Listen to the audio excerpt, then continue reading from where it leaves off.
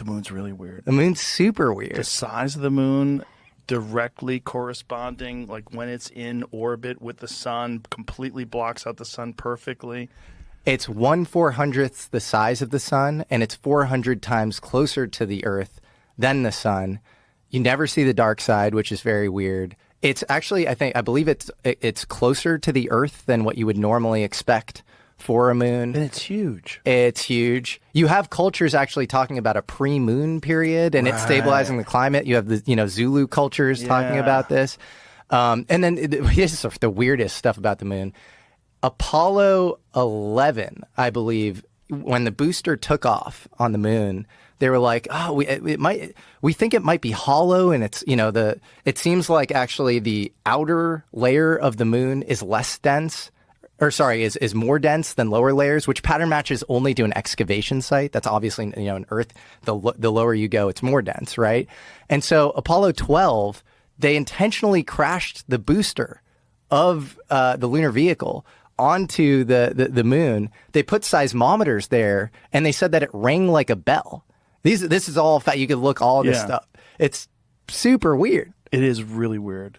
I know you did an episode about that with Randall Carlson. Love Randall Carlson. Yeah. He's got some wild fucking theories too.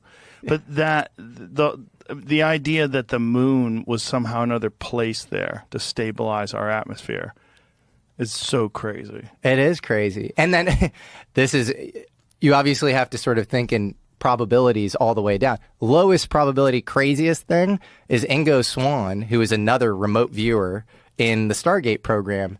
He wrote a book called Penetration, where he's basically like abducted by this guy in a suit, like this kind of Men in Black style guy named Axelrod.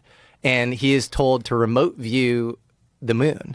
And he remote views an alien base on the moon. And he says that he gets it. The whole thing goes crazy. I mean, the book is insane. It's like he then ends up in a supermarket and he says that he senses that this woman at the produce aisle is like an alien or something. But a lot of people from that Stargate program remote viewed, structures on the dark side of the moon and that sort of thing. So, well, but AJ from the Y Files was on, and he was the one that was telling us that there's photos, right, of the dark side of the moon, that someone had seen photos and was assuming that these would be released shortly, that there were structures. Wow, this is going to be the biggest news ever, and then it was never released. Are you talking about maybe Carl Wolf? Is that what it was? Who was taken to, this is all his claims, and he died in a freakish bike accident a little after saying this. But he said that there was like in like Langley, Virginia, where a lot of spooky stuff goes on. He was taken to some it was like inside a mountain complex, which we definitely, Carl Wolf, yeah. That guy bikes? Apparently not enough. That guy could die any time on a scooter. So photographs of the 1966 lunar orbiter mission that revealed large base of the moon. Can we hear what he's saying? It's a 4-minute video. Just hear a little bit of it. Scan one section of the moon, then another and another, and then they would get a larger image. So this mosaic then would be put in that contact printer, and that was then a print that was issued to whomever, the press, the scientist, whatever, wherever that was intended to go. So he was showing me how all this worked, and we walked over to one side of the lab, and he said, "By the way, we've discovered a base on the back side of the moon." And I said, "Whose?" "What do you mean, whose?" He said, "Yes, we've discovered a base on the back side of the moon." And at that point, I became frightened, and I was a little terrified, thinking to myself that if anybody walks in the room now, I know we're in jeopardy, we're in trouble, because he shouldn't be giving me this information. I was fascinated by it, but I also knew that he was overstepping a boundary that he shouldn't be stepping over. And then he pulled out one of these mosaics and showed this base, which had geometric shapes. There were towers, there were spherical buildings. There were very tall towers and things that looked somewhat like radar dishes, but they were large structures. So I didn't say any more to him because I was concerned again that somebody was going to come in at any moment, would catch us having this conversation, and we would be in real trouble. I realized that he was telling me this information because he didn't have anybody else to talk to. Now, probably in that laboratory, he was probably one of the few enlisted people, and he was a worker bee. And he had a high-level security clearance, obviously, but he couldn't share that information with anybody else. And in those days, we didn't. When you had your security clearance, you took it seriously. It isn't like today where people don't take these things seriously. We had a different set of morals and ethics and values. That's the way we were raised, and we stayed bound by those agreements. So it was rare that someone would do something like this. But this fellow and I were the same rank. I think he was very distressed. He had the same pallor and demeanor as the scientists outside the room. They were just as concerned as he was, and he needed to discuss it with somebody. So that was the end of it right there. I didn't take it any further than that.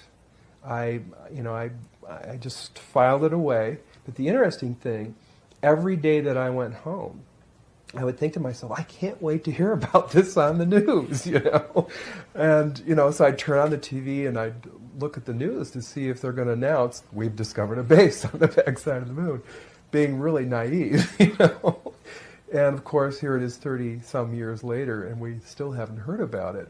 Whoa. Pretty crazy. Yeah, but then there's the question of disinformation, right?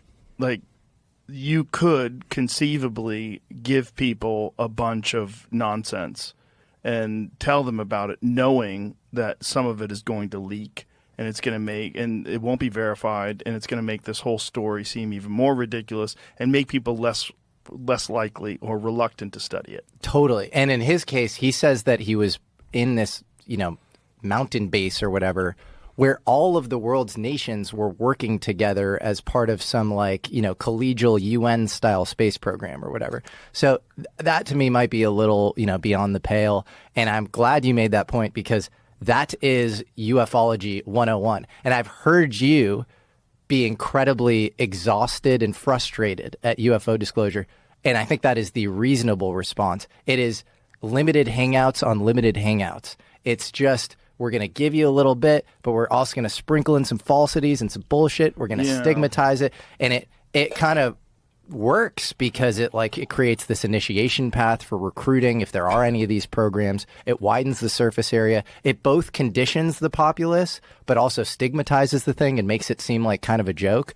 And so I think if you are not viewing modern disclosure through that kind of hermeneutic lens of interpretation, and you were just taking it, accepting it, imbibing it wholeheartedly, prima facie, I think you are in trouble. Yeah. The moon landing, you're not you believe in the moon landing, right? I used to believe in the moon landing. You don't anymore? I had a joke in my act about it, that before COVID, I would have told you vaccines the most important invention in human history. And after COVID, I'm like, I don't think we went to the moon.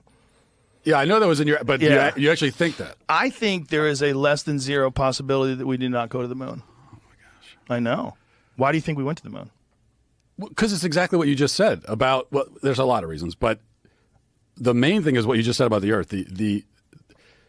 The vastness of the conspiracy that would be required to fake that, it's so vast that it's a lot more incredible to believe that we faked it than to believe that we just went. And going to the moon, it's a massive achievement, but I think the greatest human achievement of all time. But even so, to fake it would be even more massive, because not only would you need all of these space agencies and all the different whatever people in American institutions to be colluding, but you'd also need foreign governments, including adversarial foreign governments, who at this point certainly would know we faked it, and for some reason haven't blown the lid on it. So they're letting us take this achievement that they know. Why haven't the Russians come out and said all those things you're saying are true? Right. I don't argue with any of the things you're saying. But one of the things that I think you have to consider was, if it's not possible for human beings to safely go through the Van Allen radiation belts and out into deep space without much protection and face the temperatures that are on the surface of the moon, which get up to 250 degrees and 250 degrees below zero in the shadows. There's no environment there. It's hostile beyond belief. Micrometeorites are flying into the moon all the time. They're flying through space all the time. We've never had a single biological organism go out into deep space, past the Van Allen radiation belts, and then come back to Earth and come back alive, except human beings during the Apollo missions. Every single space station mission, every single space shuttle mission, all of them are inside 350 miles from the Earth's surface. The only time human beings have ever been past that and through the Van Allen radiation belts was the Apollo missions. And we were the only humans that were ever able to do that. The Russians never figured out how to do it. No one else figured out how to do it but the Apollo astronauts. And we did it 7 times, 6 successfully from 1969 to 1972. If you said to me, do you think that they could fake the moon landing today? I would say no. I would say no. People are going to be able to track it. It's very easy. They have satellites. They're going to know everything. But in 1969, the technology was so crude that when they first showed the Apollo 11 landing, they didn't even show a direct feed to the networks. So like if you're on CBS News, you don't get a direct feed. What you do is you point a camera at a projection screen. So that's why the film looks so shitty. The camera is pointed to a projection screen where you see the astronauts jumping around on the moon. And you see this weird, grainy, third-generation image, right? And we did it, and we have never done it since. And we've always said we're going to do it, and no one's ever even come close. No one's ever even gone into deep space since 1972. We also haven't been trying. We haven't been trying. But we always talk about going back, including Herbert Walker Bush talked about going back, George W. talked about going back. They all talk about going back, but nobody ever gets anywhere. Well, I think that's because we lost the spirit and hunger for discovery. We didn't just lose that. We lost all the technology from the Saturn V rocket. They don't even have that anymore. In fact, they don't even have the original film. They erased all the original footage of the Apollo missions. So you just have copies of everything. You could develop the technology again. You can do all that. Sure you could. If you can get through the Van Allen radiation belts into deep space with human beings and have them safely come back. But I think what you're describing to me, all that does is highlight how incredible the achievement was. If they did it. Right, if they did it. But I don't, well, here's the main point. There's no evidence, because saying that it was a hoax is an assertion of it's not you're not just denying an event, you're asserting a whole other event that you say happened instead. And there is evidence that we went to the moon. Now someone who's a skeptic might say it's not enough evidence or it's not good evidence. There's like evidence. There's eyewitness. There's people that went and came back and told us. There's footage. There's a lot. Okay. There is evidence. Okay. But there's no evidence of the hoax. Like no one has come and said, "Here's my affirmative evidence that this hoax happened." It's never happened, right, as far as I'm aware. Okay. No one's ever provided that evidence. I see what you're trying to say. The evidence that they went to the moon, there's a bunch, right? There's moon rocks. That's one. There's lunar reflectors that they placed on the moon. That's another. And there's a couple problems with those. First of all, the Soviets put laser reflectors on the moon as well. And also the moon itself, in many places where you shine lasers on it, it bounces back by itself. The reflective quality of the moon, the reason why the moon is so bright and white in the sky when the sun hits it, there's a certain amount of you get a certain amount of bounce back off of different things with lasers. There's some photographs that are interesting. What was it? Was the India? What was the one where they got the most high resolution photos of the lander? I'm looking at Wikipedia right now of all third-party evidence of the Apollo mission. One of the things that's interesting is they gave a moon rock to, was it a prime minister of Holland? Is that what it was? Which one was the moon rock they gave that turned out to be petrified wood? So the Apollo astronauts gave a moon rock to some foreign dignitary, and it turned out to be a piece of petrified wood. They do have samples of moon rocks that came from the moon, but we also have those on Earth. And in fact, Wernher von Braun in 1968, I believe, went to Antarctica. There's all these photographs of him in Antarctica. Antarctica is a great place to take moon rocks because Antarctica is just this gigantic sheet of white, and you can spot the meteorites in the ground. So this is the photo. I mean, this is from what? What is this from? What is the?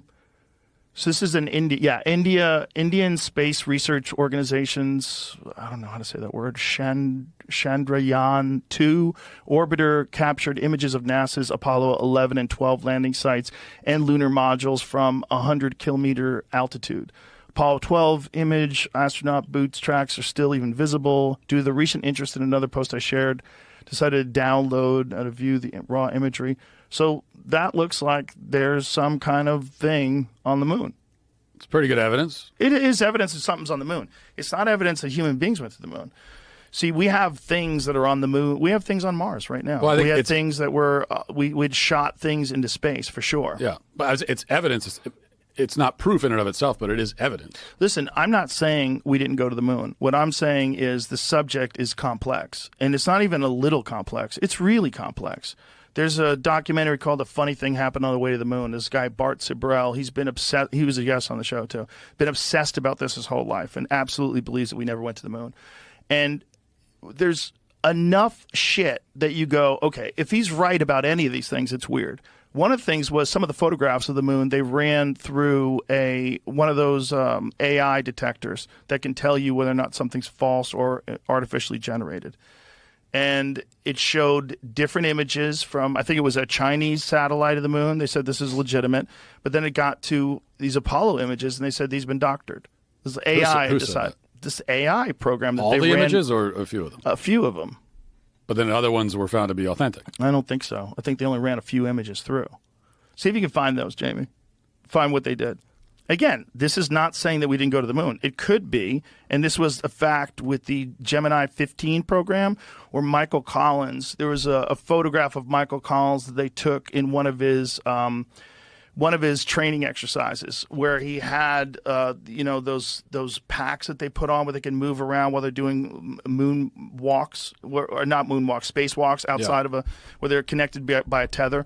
And he was like in this harness and manipulating this device. And what they had done is taken a photograph of him training, and then someone, probably some overzealous PR person, had taken that photograph and then blacked out the background and tried to pass it off as a really clear photograph of him out there on a spacewalk, which is probably very difficult to get, right? You'd have to have another person at the camera, frame it right.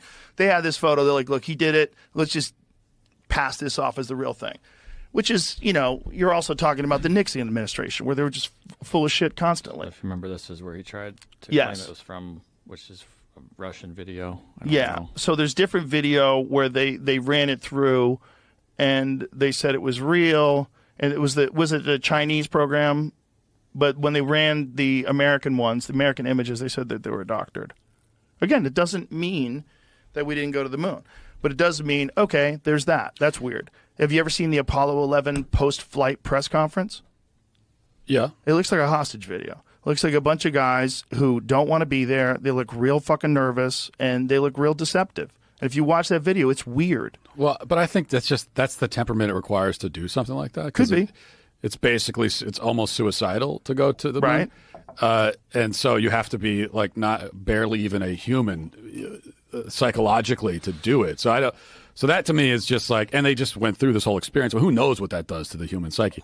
To even just like be in the vastness of space, even on the space station, I feel like that would change me as a person, not necessarily for the best. But there's actually like a psychological condition that they talk about. This sort of understanding that we're all connected. That it's like akin to a religious experience that many astronauts get when they go up to the space station and look down at the Earth and go, "Oh my God, what are we doing? Like, we're all together in this thing, and we're so alone in the universe." And for us to be fighting over these trivial differences and these stupid lines in the dirt that we draw, when we are like just clinging to this ball in the middle of everything.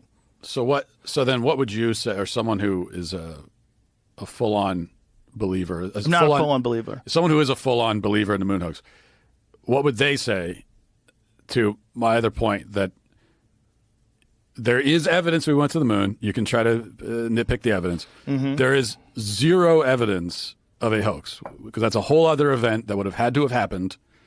There is no evidence at all, not one sliver of evidence ever, of that hoax having ever happened.